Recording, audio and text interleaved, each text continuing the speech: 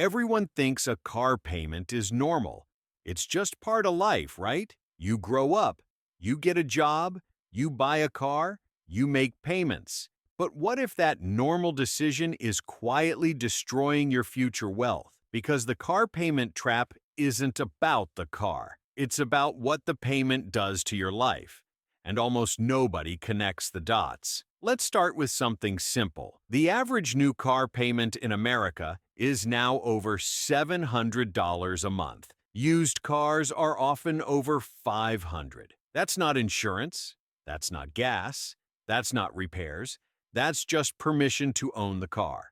Over 5 years, that's $40,000. Over 6 or 7 years, even more. And here's the part people miss. You don't just buy a car, you lock in a lifestyle contract. Once that payment exists, your money stops being flexible. You can't quit a bad job. You can't take a pay cut. You can't move easily. You can't save as much. You can't invest as aggressively. Because every month, the car gets paid first, not your future. The car. Now let's talk about why this trap feels invisible. Car dealers don't sell cars. They sell monthly payments. They don't ask, "Can you afford this car?" They ask, "Can you afford this payment?" And those are very different questions. Because when you stretch the loan longer, 6 years, 7 years, even 8 years, you can make almost any car feel affordable. A $35,000 car turns into only $600 a month. But that math hides something dangerous. You're not lowering the cost. You're extending the damage. You're paying interest longer. You're driving a depreciating asset while still owing money on it. You're upside down for years.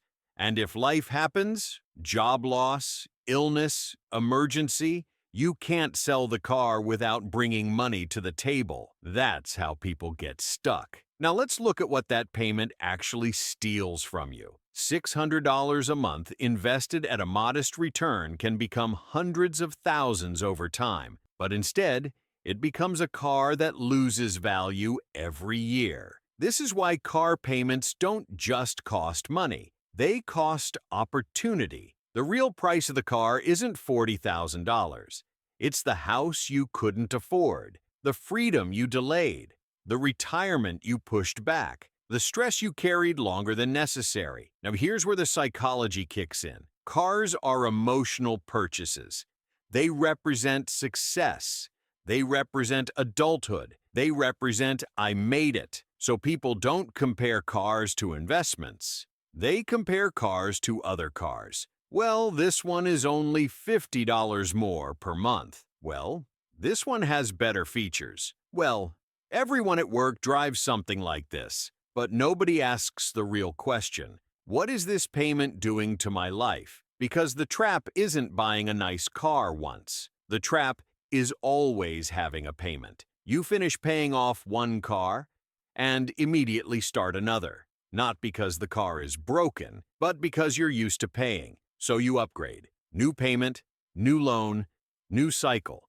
And suddenly you've been paying for cars for 20 years straight. Not owning, paying. Now let's talk about the modern twist. Cars are more expensive than ever. Interest rates are higher than ever. Loan terms are longer than ever. But wages didn't explode with them. So people didn't get richer.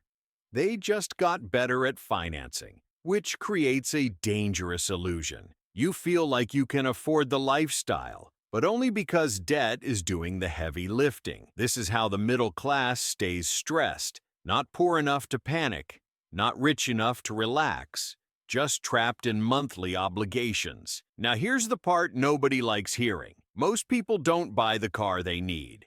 They buy the car that matches their income, which sounds reasonable, until you realize income can disappear. The car payment doesn't care. It doesn't care if you're tired. It doesn't care if you hate your job. It doesn't care if your rent goes up. It doesn't care if groceries double. It only cares about the due date, and that's what makes it dangerous. It turns your income into a requirement instead of a tool. Now let's talk about the hidden costs people forget. Insurance on a financed car is higher. Maintenance on newer tech-heavy cars is higher. Registration and taxes are higher. Repairs on luxury brands are higher. So the $600 payment is really closer to $900 or $1,000 per month. And nobody adds that up because it's spread out. Small leaks sink ships. Now here's the irony. Cars are marketed as freedom, but payments create dependence. Dependence on your job, dependence on your schedule, dependence on steady income. True freedom isn't driving a nicer car. It's not needing to worry if a paycheck shows up. Now let's flip this. What actually breaks the trap? It's not never buying a car. It's breaking the payment mindset. Instead of asking, "What car can I afford monthly?" you ask, "How quickly can I be done with this?" Shorter loan, cheaper car, bigger down payment, or better yet, no payment at all. Not because cheap is cool, but because freedom is expensive. And freedom requires margin. Margin means extra money. Extra money means fewer payments. Every payment you remove is future stress you never feel. That's the trade. Now here's something uncomfortable. Most people who look rich are just committed to payments. And most people who are building wealth look boring. They drive older cars. They don't upgrade often. They don't match their income with their lifestyle. They match their lifestyle with their goals. And that's the difference. One group buys what feels good now. The other buys time. So the car payment trap isn't about the car. It's about what you give up for it. You give up flexibility. You give up choices. You give up peace. All for something that loses value the moment you drive it. And that's why nobody talks about it. Because it sounds normal. But normal isn't working anymore. Normal is stressed. Normal is broke with a nice car. Normal is one paycheck away from panic.